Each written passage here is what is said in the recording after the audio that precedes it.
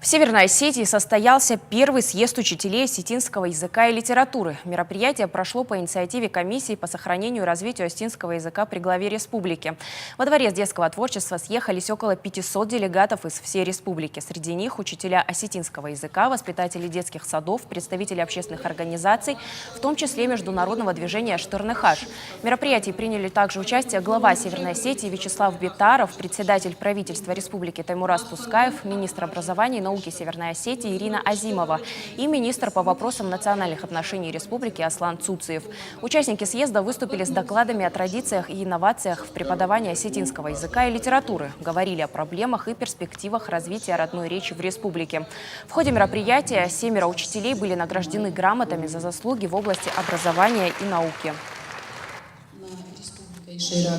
Правильно сказал посол Абаев, когда он говорил, что нация жива, пока жив язык.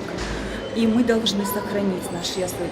Мы должны научить будущее поколение родному языку, чтобы они разговаривали на нем, чтобы они берегли родной язык, чтобы никогда не забывали свой родной язык.